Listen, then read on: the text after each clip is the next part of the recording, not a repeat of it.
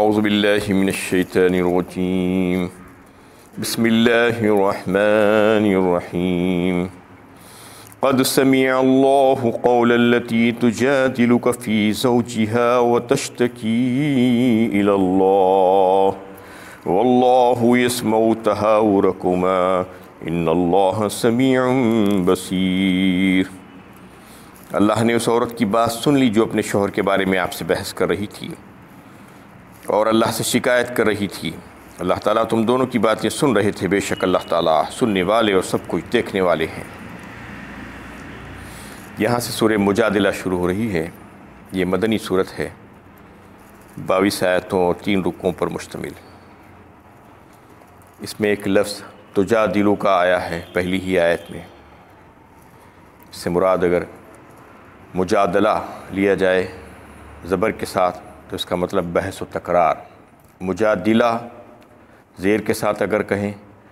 تو بحث و تکرار کرنے والی عورت۔ اس صورت کے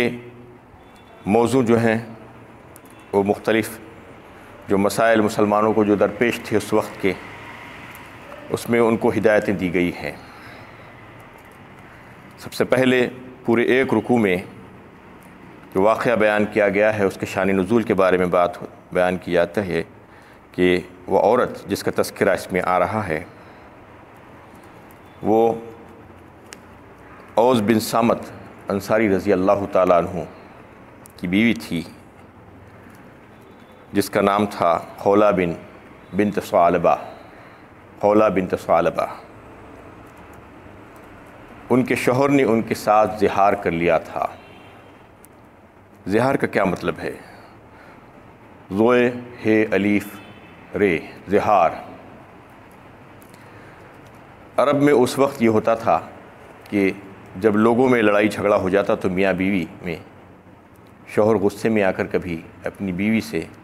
یہ کہہ دیتا کہ انت علی ظہری امی، انت علی کا ظہری امی، یعنی تو میرے لیے ایسی ہے جیسے میری ماں کی پیٹھ، اپنی ماں کی پیٹھ سے تشبیہ دیتا، یا کسی بھی محرم عورت جو ہے اس سے تشبیہ دے دیتا اپنی بیوی کو، بہن سے، بیٹی سے یا ماں سے۔ اس کا مطلب یہ ہوتا، یعنی پیٹھ سے تشبیہ دینا مطلب ایک مخولے کے طور پر تھا، یعنی تیرے ساتھ مباشرت کرنا ایسا جیسا میری ماں کے ساتھ مباشرت کرنا، یہ مطلب ہوتا تھا اس کا۔ تو ایسا تشبیہ دے دی جاتی تھی، اور تشبیہ دینے کے بعد یہ ہوتا تھا کہ وہ عورت اس کے لیے ابداً حرام ہو جاتی تھی۔ وہ کام اس انسان نے کر لیا تھا اس بیوی کے ساتھ اپنی۔ تو اس سلسلے میں وہ عورت آ کر دربار رسالت میں اللہ تعالیٰ کے سامنے التجا کر رہی تھی، تشتکی الی اللہ، اللہم انی اشکو الیک کہہ کر، اے اللہ میں اپنی التجا، اپنی فریاد سناتی ہوں آپ کو۔ دربار رسالت میں آ کر پکار کر کہہ رہی تھی اللہم انی اشکو الیک، میری فریاد ہے آپ کے سامنے۔ اور رسول اللہ صلی اللہ علیہ وسلم کے سامنے وہ اپنی پریشانی کا اظہار کر رہی تھی، اپنے شوہر کے زہار کے بارے میں بار بار ان سے جو ہے ان کے سامنے وہ بات پیش کر رہی تھی کہ اگر ہم دونوں میں جدائی ہو جائے گی تو میں مصیبت میں پڑ جاؤں گی اور میرے بچے تباہ ہو جائیں گے۔ اس وقت تک اس بابت کوئی بھی حکم نازل نہیں ہوا تھا۔ اس پر اللہ کے نبی صلی اللہ علیہ وسلم نے اس عورت کو تسلی دی اور کہا کہ اب کچھ نہیں ہو سکتا، ما اراک الا قد حرمتی علیہ، میرے خیال میں، میری رائے میں میں یہ سمجھتا ہوں کہ تم اپنے شوہر پر حرام ہو چکی ہو۔ یہ سننا تھا کہ عورت واویلا مچانے لگی اور رونے پلانے لگی اور کہنے لگی کہ میں نے اپنی ساری جوانی اس شخص کے پیچھے لگا دی اور اب بڑھاپے میں اب یہ معاملہ کر گیا ہے، اب میں کہاں جاؤں، میرے بچے کیا کریں، میرے بچوں کا دیکھنے والا کون ہوگا، ان کی گزر بسر کیسے ہوگی۔ اور کہنے لگی کہ انہوں نے کبھی بھی یہ بات تو نہیں بولی، یہ لفظ استعمال نہیں کیا مجھے طلاق کا، تو پھر یہ طلاق کیسی ہو گئی، کیسے ہم میں جدائی ہو جائے گی۔ آپ صلی اللہ علیہ وسلم نے فرمایا کہ دیکھو اس سلسلے میں میرے پاس جو ہے تمہارے معاملے میں کچھ بھی حکم نہیں آیا ہے اللہ کا۔ حضرت عائشہ رضی اللہ تعالیٰ عنہ فرماتی ہیں کہ وہ عورت خولہ بنت ثعلبہ آ کر رسول اللہ صلی اللہ علیہ وسلم کے سامنے اپنی شکایت اپنے شوہر کے بارے میں بیان کر رہی تھی، اور اسی کمرے میں اسی حجرے میں میں بھی موجود تھی۔ اتنا قریب ترین ہونے کے باوجود بھی کئی ایک باتیں ایسی تھیں جو میں نہیں سن پائی تھی۔ وہ اپنی شکایت مسلسل رسول اللہ صلی اللہ علیہ وسلم کے سامنے کر رہی تھی، اور میرا مولا میرا رب کیسا ہے کہ وہ کیسا آوازوں کو سننے والا ہے، محیط ہے، ساروں کی سنتا ہے، کہ میں اسی کمرے میں نہیں سن پا رہی تھی لیکن ساتوں آسمانوں کے اوپر وہ سن رہا تھا، وہ باتوں کو سن رہا تھا، اور سن کر اس نے جواب بھی دے دیا قد سمیع اللہ کہہ کر، کہ اللہ تعالیٰ سن رہا ہے وہ باتیں، یعنی جو باتیں جو عورت کر رہی ہے، جو آپ کے سامنے اپنے شوہر کے تعلق سے جو شکایت کر رہی ہے، اللہ تعالیٰ کے سامنے شکایت کرنے آئی ہے، التجا لے کر آئی ہے، وہ ہم نے سن لیا۔ اور پھر فوراً ہوا یہ کہ وحی کے آثار آنے لگے اور اللہ کے نبی صلی اللہ علیہ وسلم پر وحی نازل ہوئی۔ یہ آیت اور اس کے بعد کی اگلی آیتیں پورا ایک رکوع جو ہے اس کی شان میں آیا ہے۔ اللہ تعالیٰ نے ان کی ایسی قدر فرمائی، ایسا اکرام فرمایا کہ نہ صرف ان کی جو پریشانی تھی، جو مصیبت تھی، اس کو دور فرما دیا، اور اس کے تعلق سے جو زہار کے تعلق سے جو شرعی حکم تھا اس کو نازل فرمایا، بلکہ ان کی دلجوئی اور دلداری بھی فرمائی، یہ کہہ کر کہ آپ کے سامنے عورت جو اپنے شوہر کے بارے میں مجادلہ کر رہی ہے، اس کے بارے میں ہم سن رہے ہیں، اللہ تعالیٰ خود فرما رہے ہیں، ہم سن رہے ہیں قد سمیع اللہ قول التی تجادلک فی زوجہا وتشتکی الی اللہ واللہ یسمع تحاورکما۔ یہ فرمانا اللہ تعالیٰ کا یہ فرمان ہے کہ ہم سن رہے ہیں اس کے بارے میں، اور یہ کہہ کر جو ہے یہ تمام باتیں آپ جو ہے اللہ تعالیٰ کا فرمان نازل ہوا ان آیتوں کے ذریعے سے، کہ اس کے بارے میں صحابہ کرام کے پاس بڑی قدر و منزلت تھی ان کی صحابہ میں، کہ اللہ تعالیٰ نے ان کی بات آسمانوں پر سنی اور فوراً ان کی بات کو سن کر اس کا جواب دیا، اور فرمان الہی وہاں سے نازل ہوا۔ یہ اس بات کا ثبوت ہے کہ جو لوگ اللہ تعالیٰ کو غافل سمجھتے ہیں، بے خبر سمجھتے ہیں ہمارے عملوں سے، ان کو یہ بات جان لینا چاہیے کہ اللہ تعالیٰ ایک ایک بات کو سنتے ہیں، ایک ایک عمل کو جانتے ہیں، چاہے وہ ہماری نجی محفلوں میں کیوں نہ ہو، چاہے وہ ہم آواز بلند کہیں، چاہے وہ ہم آہستہ کہیں، اللہ تعالیٰ خوب جاننے والے ہیں، اللہ تعالیٰ غافل نہیں ہے۔ جو لوگ یہ سمجھتے ہیں کہ کون دیکھ رہا ہے، کون سن رہا ہے، اس میں اس بات کا ثبوت ہے کہ اللہ تعالیٰ سنتے ہیں، نہ صرف سنتے ہیں بلکہ فوراً جواب بھی دیتے ہیں۔ اس وقت وحی کا سلسلہ جاری تھا، اس لیے فوراً وحی آ گئی اور بات بتا دی گئی۔ تو اس صورت میں ایک بات تو یہ ہوئی، اور پھر آگے جو ہے دوسری جو باتیں آ رہی ہیں اس میں یہ ہے کہ اسلام کے آنے کے بعد جاہلیت کے رسومات کو اختیار کرنا یہ اسلام کے خلاف ہے، ایمان کے خلاف ہے، اور اپنی مرضی سے قوانین بنا لینا اور اس کو اختیار کر لینا، اس پر عمل کرنا اور اللہ کی حدود کو توڑنا، اس کی سزا دنیا میں ذلت و خواری اور آخرت میں مواخذت سے بچ نہیں پائیں گے، یہ بتایا گیا ہے۔ اور انہیں سرگوشیاں، خفیہ سرگوشیاں عام طور پر اس سے روکا گیا ہے، منع کیا گیا ہے۔ آہستہ آہستہ بات کرنا، ایک محفل میں بیٹھے ہوئے ہیں، ایک دو تین لوگ مل کر آہستہ سے بات کر رہے ہیں، اس سے شک و شبہ پیدا ہو سکتا ہے لوگوں میں، اس سے عام طور پر منع کیا گیا ہے۔ اور اگر کوئی تقویٰ پرہیزگاری کی کوئی ایسی بات ہو جو دوسروں کے سامنے ظاہر کرنا کوئی ضروری نہیں ہے تو ایسی صورت میں کی جا سکتی ہے، لیکن عام طور پر سرگوشی سے منع کیا گیا ہے۔ اور محفل کے آداب سکھائے گئے ہیں اس میں کہ ایک محفل میں بہت سے لوگ بیٹھے ہوئے ہیں اور پھر بعد میں اور کچھ لوگ آ رہے ہیں، تو ان کے لیے محفل میں جگہ بنانا چاہیے، ان کے لیے تنگی نہیں کرنا۔ بعض وقت ایسا دیکھنے میں آتا ہے کہ لوگ آ رہے ہیں تو محفل میں لوگ جگہ نہیں بناتے، لوگ باہر آ کر کھڑے ہو جاتے ہیں۔ ایسا نہیں کرنا، بلکہ ان کے لیے بھی جگہ کو تھوڑا سا تنگ ہو کر ان کے لیے جگہ بنا دینا چاہیے۔ اور کبھی کوئی اہم شخصیت کے پاس جا رہے ہیں تو جا کر وہاں پر بیٹھ نہیں جانا، ان کا وقت ضائع نہیں کرنا، بلکہ جو ضروری بات ہے وہ کہہ کر وہاں سے اٹھ کر آ جانا۔ اور اگر اس میں یہ بات بتائی گئی ہے کہ ان سے کہا جاتا ہے کہ یہاں سے اٹھ جائیے، آپ تشریف لے جائیے، تو ناراض ہو جاتے ہیں۔ ناراض ہونے کی ضرورت نہیں ہے، کیونکہ دوسرے لوگوں کو بھی ان کی حاجت ہوتی ہے۔ اور آخر میں یہ بات بتائی گئی کہ اس وقت مسلمانوں میں دو قسم کے، دو گروہ کے لوگ تھے۔ عام طور پر ایسا ہوتا ہے، آج بھی ہوتا ہے، کہ مخلص مسلمان ہیں اور منافق ہیں، دونوں گٹ مٹ رہتے ہیں، ملے ہوئے ہوتے ہیں، پتہ نہیں چلتا کہ کون کیسا ہے۔ اللہ تعالیٰ ہی جانتے ہیں کہ کہ کون مخلص ہے کون منافق ہے، کس کے دل میں بیماری ہے۔ جو منافق قسم کے جو لوگ تھے اس وقت، تو ان کا کام یہ تھا کہ وہ اسلام کے جو دشمن تھے ان سے دوستی کیا کرتے تھے۔ سب سے پہلی ان کی یہ تھی خصوصیت کہ اسلام کے جو دشمن تھے ان کو دوست بناتے تھے، اور جو ہے اپنے مفاد کی خاطر یعنی اپنے فائدے کی خاطر غداری کرتے، بغاوت کرتے اس دین سے جس دین پر ایمان لانے کا انہوں نے دعویٰ کیا تھا۔ یہ سارے کام وہ کیا کرتے تھے، لیکن اس کے مقابلے میں جو مخلص مومن تھے وہ تو دوسروں کے درکنار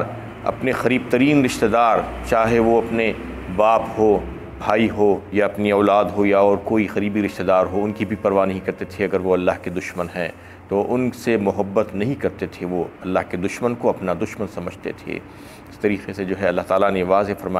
فرما دیا کہ جو بھی یہ شک و شبہ پیدا کرے گا مسلمانوں میں اور وسوسہ ڈالے گا اور اللہ کے دشمنوں کو اپنا دوست بنائے گا، تو چاہے وہ ہزاروں بار قسمیں کھا کر اس بات کا اعادہ کرے، اس بات کا لوگوں کے سامنے پیش کرے کہ میں مسلمان ہوں، تو وہ مسلمان نہیں ہو سکتا، وہ منافق ہی ہے۔ وہ اصل میں شیطان کی جماعت کا آدمی ہے، حزب الشیطان میں سے ہے وہ۔ اور جو مخلص مسلمان ہیں میرے، وہ میرے اپنے بندے ہیں، وہ کبھی بھی میرے دشمنوں سے دوستی نہیں کرتے، وہ ان سے جو ہے میں راضی ہوں، وہ میرے بندے ہیں، وہ فلاح یاب ہونے والے ہیں۔ تو اس میں جو ہے جو مضمون شروع کیا گیا ہے اسی بات سے کہ قد سمع اللہ قول التی تجادلک فی زوجہا وتشتکی الی اللہ واللہ یسمع تحاورکما ان اللہ سمیع بصیر۔ یہ خاتون قبیلے خزرج سے تعلق رکھتی تھی، ثعلبہ، خولہ بنت ثعلبہ۔ تو اس وقت آ کر جو ہے آپ صلی اللہ علیہ وسلم کے سامنے یہ عرض کر رہی تھی اپنے شوہر کے بارے میں، اور اللہ تعالیٰ سے شکوہ شکایت کر رہی تھی کہ میرے بارے میں کچھ بات بتائیے کہ میرے شوہر نے ایسے وقت میں مجھے یہ بات کہہ دی ہے، اگر ایسا جو ہے ہم میں جدائی ہو جائے گی تو بڑی پریشانی ہو جائے گی، ہمارے بچوں کو کون دیکھے گا؟ تو اللہ تعالیٰ نے فرما دیا کہ ہم سن رہے ہیں تمہاری بات، اور تمہاری دعاؤں کو سننے والے اور سب کو دیکھنے والے ہیں۔ الذین یظاہرون منکم من نسائہم ما ہن امہاتہم ان امہاتہم الا اللائی ولدناہم وانہم لیقولون منکرا من القول وزورا وان اللہ لعفو غفور۔ تم میں سے جو لوگ اپنی بیویوں سے زہار کرتے ہیں اور وہ ان کی مائیں نہیں ہو جاتی، ان کی مائیں تو وہی ہیں جنہوں نے ان کو پیدا کیا، یقیناً یہ لوگ سخت ناپسندیدہ اور چھوٹی بات کہتے ہیں، یقیناً اللہ تعالیٰ معاف کرنے والے بڑے بخشنے والے ہیں۔ اس میں سے زہار کے حکم آ رہا ہے مسئلے کا، کہ یہ بات بتائی جا رہی ہے کہ تم میں سے جو بھی زہار کرے گا اپنی بیویوں کے ساتھ تو وہ بیویاں ان کی مائیں نہیں بن جائیں گی، یہ بات سمجھ لینا چاہیے۔ مائیں تو وہ ہوتی ہیں جنہوں نے ان کو جنا ہے، جن سے وہ پیدا ہوئے ہیں، وہی مائیں ہوں گی۔ وہ جو ہے اس قسم کے قول جو اپنی زبان سے نکال رہے ہیں انتہائی بیہودہ قول ہے، اس سے وہ کہنے سے صرف جو ہے وہ ماؤں کا درجہ نہیں پا جائیں گی ان کی بیویاں، یعنی ان کی جو ماؤں کی جو حرمت ہوتی ہے وہ حرمت خود اپنی جگہ آپ ہے، کوئی عورت وہ حرمت حاصل نہیں کر سکتی۔ اور پھر اس میں اللہ تعالیٰ نے یہ آسانی بھی فرما دی اور یہ وضاحت بھی فرما دی کہ جو جاہلیت کے دور میں جو قانون بنا ہوا تھا زہار کا، وہ قانون کو اللہ تعالیٰ نے منسوخ فرما دیا اور کہہ دیا کہ آج سے وہ قانون نہیں رہے گا، اس کا کفارہ ادا کرنا پڑے گا۔ والذین یظاہرون من نسائہم ثم یعودون لما قالوا فتحریر رقبۃ من قبل ان یتماسا ذالکم توعظون بہ واللہ بما تعملون خبیر۔ جو لوگ اپنی بیویوں سے زہار کرتے ہیں،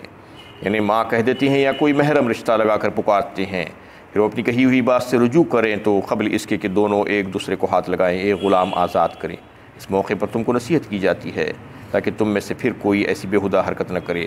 سن لو جو کچھ تم کرتے ہو، اللہ تعالیٰ اس سے باخبر ہے۔ یعنی جو کوئی ایسی شرمناک بات کہے، جو کوئی اچھے شریف انسان کے لیے یہ تصور بھی نہیں کر سکتا کہ وہ اپنی بیوی کو ماں سے تشبیہ دے دے یا بہن سے تشبیہ دے دے یا بیٹی سے تشبیہ دے دے، تو یہ بہت بڑا گناہ کا کام ہے، حرام ہے اور ناجائز ہے۔ کوئی اگر ایسا کرے گا تو اس کی سزا اس کو بھگتنی پڑے گی اور اس کو کفارہ ادا کرنا پڑے گا قبل اس کے کہ وہ اپنی بیوی سے رجوع کرنا چاہے۔ اس کے علاوہ جو ہے کوئی چارہ کار نہیں ہے، اس کی بیوی اس کے لیے حلال نہیں ہو سکتی جب تک کہ وہ اس کی سزا نہ بھگت لے، اس کا کفارہ نہ ادا کر دے۔ کفارے کی کون سی صورتیں ہیں؟ سب سے پہلی صورت اس میں یہ بتائی گئی کہ ایک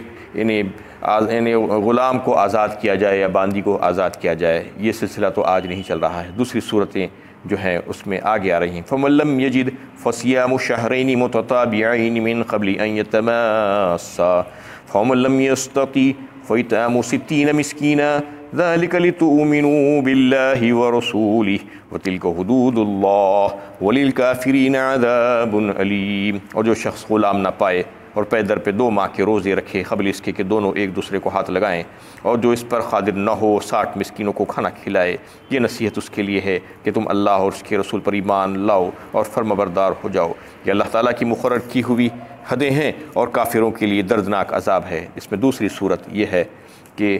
وہ جو ہے پے در پہ 2 ماہ کے روزے رکھیں، 60 روزے رکھیں، اور اگر کسی وجہ سے نہ رکھ سکیں، ضعف اور کمزوری کی وجہ سے، یہ نہیں کہ میں روزے رکھنا نہیں چاہتا ہوں، یہ ممکن نہیں ہے، ضعف اور کمزوری کی وجہ سے اگر روزے نہ رکھ سکیں تو پھر 60 مسکینوں کو 2 وقت پیٹ بھر کے کھانا کھلائیں۔ یہ صورت ہو سکتی ہے آخری صورت، اور کھانا کھلانے کے بجائے پیسہ بھی دیا جا سکتا ہے، فطرہ جسے کہا جاتا ہے۔ 1 مسکین کا 2 وقت کا کھانا 1 فطرے کے برابر ہے، 2.25 سیر گیہوں کے برابر۔ تو یہ 3 صورتیں ہو سکتی ہیں کہ اگر بیوی سے رجوع کرنا چاہیں زہار کر لینے کے بعد تو پھر یہ کفارہ ادا کرنا پڑے گا، اس کے بغیر بیوی حلال نہیں ہوگی۔ اس شخص کے لیے یہ سزا اللہ تعالیٰ نے مقرر کر کے رکھی ہے، یہ بہت ہی کم سزا ہے، یہ اللہ تعالیٰ کی مہربانی ہے، ورنہ جو ہے جاہلیت کے زمانے میں تو وہ بیوی اس کے لیے ابداً حرام ہو جاتی تھی، یعنی طلاق دینے کے بعد بھی جس طریقے سے عورت علیحدہ ہوتی تھی اس کے بعد کچھ نہ کچھ گنجائش باقی بچتی تھی کہ عورت کو واپس